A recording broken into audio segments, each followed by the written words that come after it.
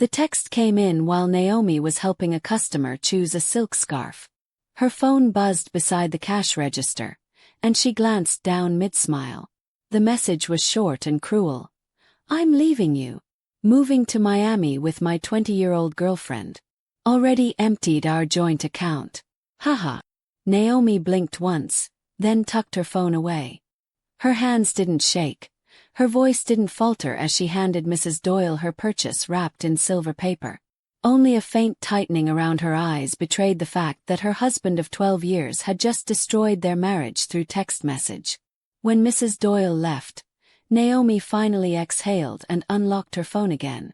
She typed her response slowly. Good luck. That was it. No tears, no begging. She was 38, not naive, and certainly not broken.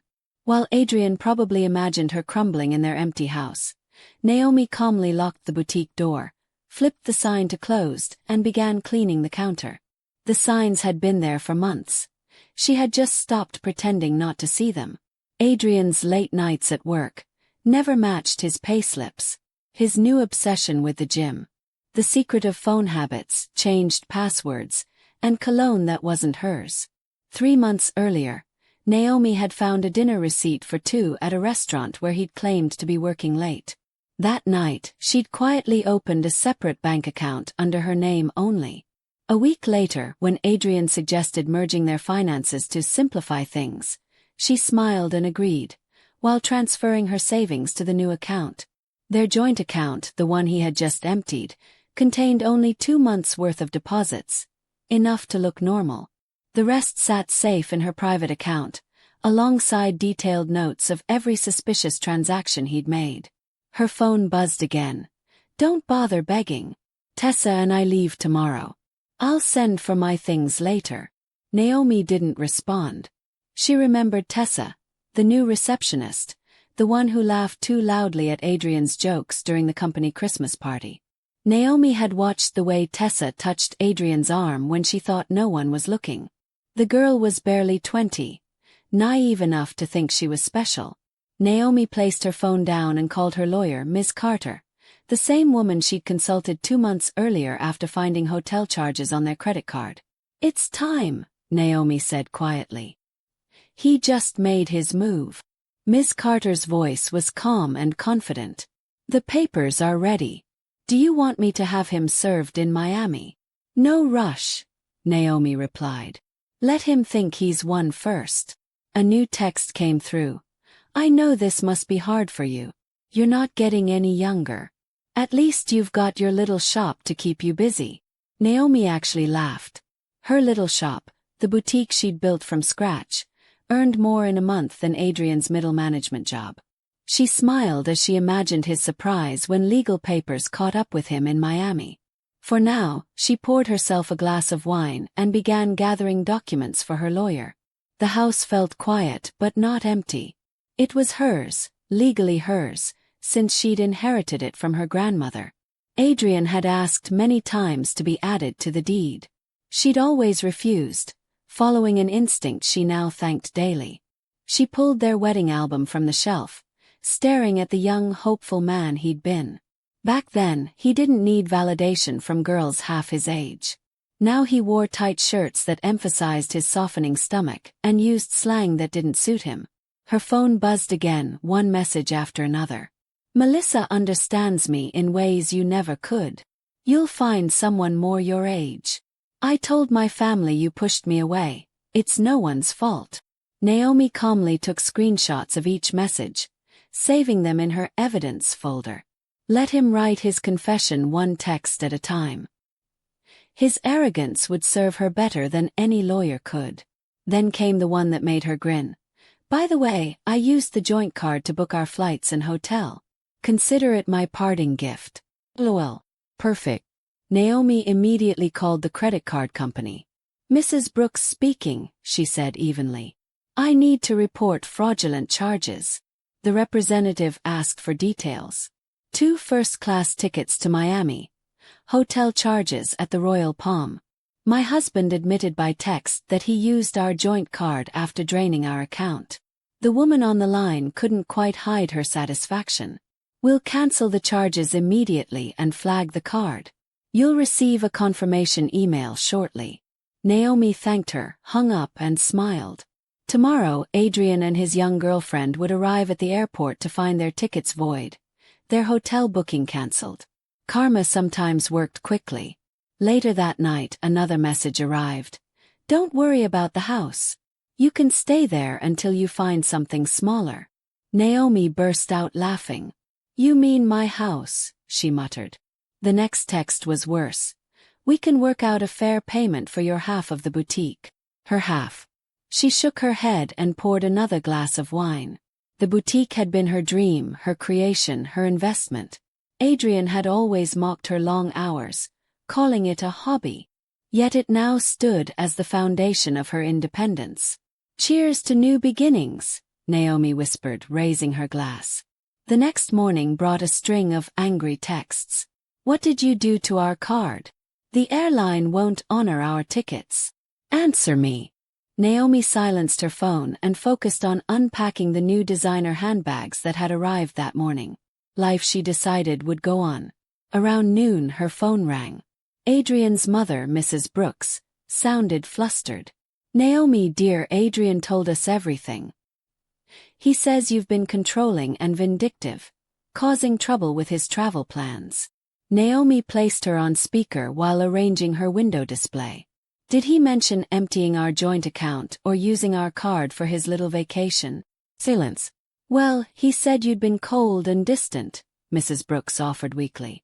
Barbara, Naomi replied. I have his texts. Would you like me to read them to you? The pause that followed was telling. He did sound cruel, Mrs. Brooks admitted finally. I told him that message was inappropriate. Thank you for the call, Naomi said evenly. But my lawyer advised minimal contact with Adrian's family during the proceedings. Proceedings? Yes. Goodbye, Barbara. By afternoon, Adrian's sister Julia had joined the gossip circuit. Naomi's friends sent screenshots. Apparently Adrian and Tessa were now staying in a budget motel near the airport. His personal credit cards were declined. His grand escape had run out of funds before takeoff. Ms. Carter called that evening. Emergency hearing set for Monday, she said. Given his admissions and credit card misuse, we can request to freeze remaining assets. Has he been served? Not yet, but soon. His girlfriend's social media posts are helpful though. She's documenting everything. Naomi smiled faintly. Let her keep posting. Evidence is evidence. She glanced at her folder. Hotel receipts, bank records, and a growing collection of screenshots. He'd thought he was outsmarting her. He didn't realize she'd already been 10 steps ahead. Sunday passed quietly. Naomi baked muffins for the boutique staff, cleaned her office, and organized invoices. Calm before the storm, she thought. Monday morning, she walked into court wearing a navy suit and unshakable calm. Adrian arrived minutes later, wearing jeans far too tight and a smug grin. Tessa sat nervously in the hallway. Miss Carter greeted Naomi with a reassuring nod. Let's win this, she said softly. Naomi smiled. We already have. The hearing began. Adrian's lawyer claimed Naomi's actions were vindictive. Miss Carter rose smoothly. Prudent, not vindictive, she corrected. My client safeguarded her separate assets and documented her husband's misconduct. The judge examined Naomi's files, property deeds, incorporation papers, and financial statements proving her boutique predated the marriage. Then he turned to Adrian. You admit you emptied a joint account and used shared credit cards for personal travel? Adrian stammered. I was just making a clean break. By committing fraud? The judge asked dryly. Adrian's lawyer tried to recover. My client merely sought fairness. Miss Carter stepped forward. Fairness? He drained accounts, funded an affair, and mocked his wife's business as a little shop. Adrian's smirk faded. The judge's tone was firm. Mr. Brooks, you have 24 hours to return all funds. All joint assets are hereby frozen pending final dissolution. But that money's gone. Adrian protested. Then I suggest you replace it, the judge said sharply. Naomi sat still, hands folded, as Adrian's fantasy of victory evaporated. Outside the courthouse, Naomi heard Tessa's strained voice. What now? Adrian's response was muffled but angry. Naomi didn't linger. Her heels clicked confidently across the marble floor, each step a declaration that she was done being underestimated. Over the next weeks, Adrian grew desperate. He tried claiming he'd co-founded the boutique, that he'd invested ideas and support. Ms. Carter dismantled every claim with receipts, contracts, and dated records. He's flailing, her lawyer observed. And it shows. Meanwhile, Naomi's boutique flourished. Local women, inspired by her quiet strength, came to shop, leaving with more than handbags. They left with admiration. My ex tried something similar, one customer said knowingly. Men like that never expect us to be smarter. Naomi smiled. Preparation isn't bitterness, she replied. It's protection. Word spread about her story, and sales doubled within months. Irony, Naomi thought, had an excellent sense of humor. Adrian's family eventually changed their tune. Julia showed up at the boutique one afternoon, looking ashamed. We believed him at first, she admitted. He said you'd been cold, that he needed to escape. But then we saw the text. The things he wrote. That's not the brother I knew. Naomi nodded politely, arranging a mannequin. People reveal themselves under pressure. Julia's eyes softened. You didn't just outsmart him, Naomi. You exposed who he really was. Even Adrian's mother called again, this time in tears. He said terrible things about your age, about replacing you. I raised him better. Naomi listened quietly but offered no comfort. I wish him well, she said simply. But I've moved on. That evening, she reviewed expansion plans for a second boutique. She didn't need Adrian's apology, his guilt, or his name. Her success was answer enough. Mark's texts, still desperate, kept coming. You'll regret this. You ruined everything. The boutique would be nothing without me. Naomi forwarded each one to Ms. Carter. He's doing half our work for us, her lawyer joked. Naomi didn't reply to Adrian, not once. Silence, she discovered, was the sharpest weapon of all. Rumor had it that Tessa was growing tired of him. Sharing a cramped apartment with a broke, bitter man wasn't glamorous. Her social media hinted at regret, posts about toxic relationships and learning lessons. Naomi found herself almost sympathetic. Almost. But then she remembered Adrian's haha after draining their account and dismissed the thought. Some lessons, she mused, had to hurt. The final hearing came months later. Adrian looked exhausted, the designer clothes gone, replaced by an ill-fitting suit. Tessa was absent, she'd moved on. His lawyer tried one last plea. My client contributed moral support to the business. Ms. Carter raised an eyebrow. Moral support? You mean calling it a hobby? Dismissing it as her little shop? The judge sighed. Enough. The court upholds all prior rulings. Mrs. Brooks retains her business, property, and assets. Mr. Brooks is granted his car, and responsibility for his debts. Adrian's face twisted in disbelief. You've destroyed me, he hissed outside the courtroom. Naomi met his glare calmly. No, Adrian. You destroyed yourself. I just documented it. His mother, waiting nearby, looked mortified. That's enough, Adrian, she scolded. You've embarrassed us enough. Naomi walked past them, her steps light. For the first time in years, she felt free. 6 months after the divorce, Naomi's boutique had doubled in profit. She'd opened a second location downtown, a sleek, glass-fronted store that drew crowds every weekend. The irony wasn't lost on her. While Adrian struggled to rebuild his life, the little shop he'd mocked was thriving beyond imagination. She'd hired new staff, launched an online store, and received invitations for business magazine interviews. Meanwhile, whispers about Adrian's downfall reached her through mutual friends. Apparently he'd tried dating again, but women his age weren't interested in a 40-something man still living with his parents. Younger women, warned by gossip from his old office, stayed far away. Even Tessa had shared screenshots of his desperate messages after she left him.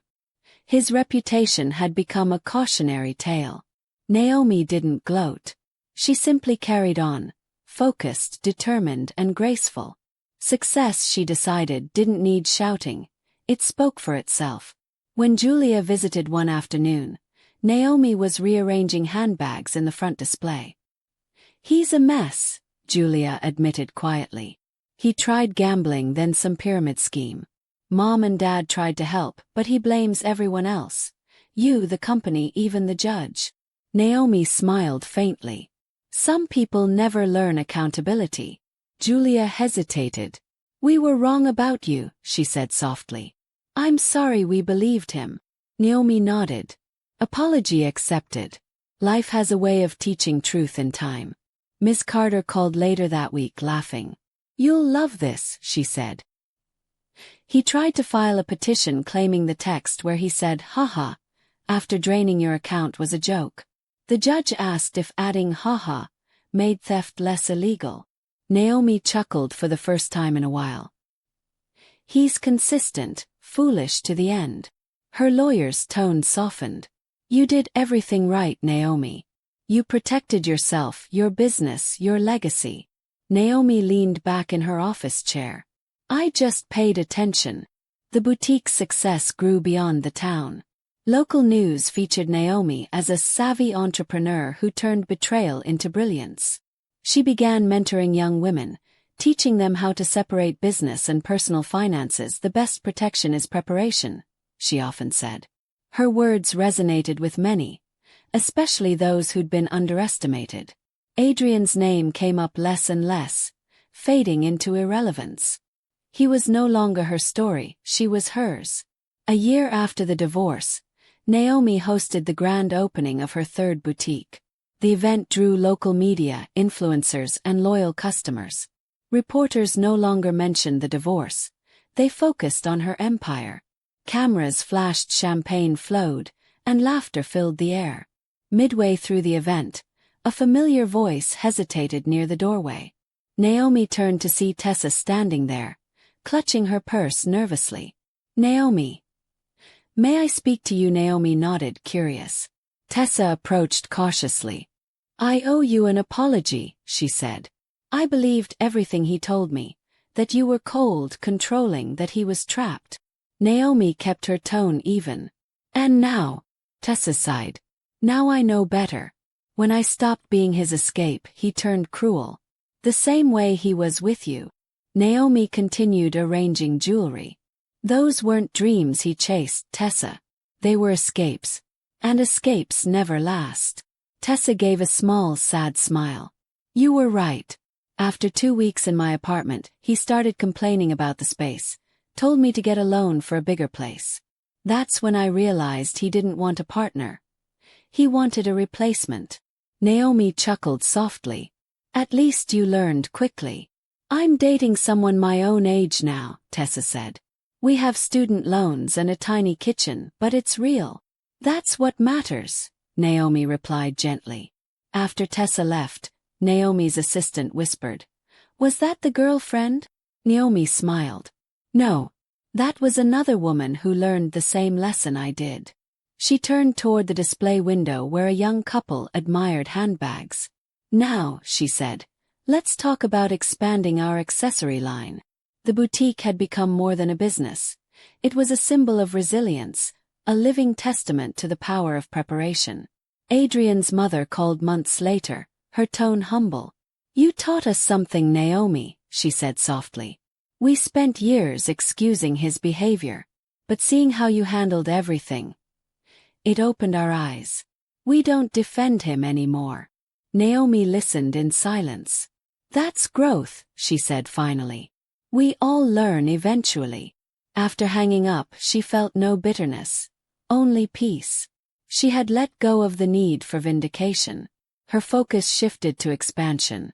A fourth boutique was in the works, this one featuring African-inspired designs. Investors approached her, but she turned most down.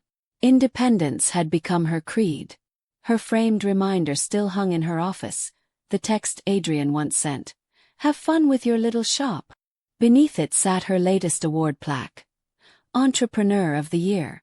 Together they told a story without words, the difference between arrogance and endurance. 2 years after that infamous text, Naomi received an invitation to speak at a women's business conference. The topic: Building and Protecting Your Empire. During the Q&A, a woman asked nervously, "My husband says keeping separate finances is paranoia. What do you think?" Naomi smiled. "My ex said the same, right before he tried to claim half my business. Protection isn't paranoia. It's wisdom." The audience applauded, inspired by her calm strength. By then, Naomi's brand had grown into 5 thriving stores and an online following across the country. The little shop now employed 30 people and was featured in national magazines. Through acquaintances, she heard Adrian had finally moved out of his parents' house, renting a small apartment above a garage. He'd lost his job after downsizing, and his dating profile still read young at heart. Naomi didn't even roll her eyes anymore. He was simply a chapter she'd finished reading. Ironically, Tessa became one of Naomi's most loyal customers. She'd earned a business degree and launched her own social media firm. "You inspired me," she said one afternoon. "You showed me what strength looks like." Naomi smiled warmly. "Good. Pass it on." The framed text on her office wall had changed meaning. It no longer symbolized betrayal, but transformation. Success, she realized, wasn't revenge. It was rebirth. 5 years after that cruel message, Naomi stood in her flagship store's anniversary celebration surrounded by laughter and light. She looked across the polished floors, at the young women she'd hired and mentored. Her reflection in the glass caught her eye. Not a woman who'd been abandoned, but one who had risen. Adrian's mother approached quietly. "I saw him yesterday," she said softly. "He still talks about what he lost." Naomi smiled. "He didn't lose it," she said. "He threw it away." As music swelled and the boutique glowed with success, Naomi whispered to herself, "Endings are only beginnings for those who prepare."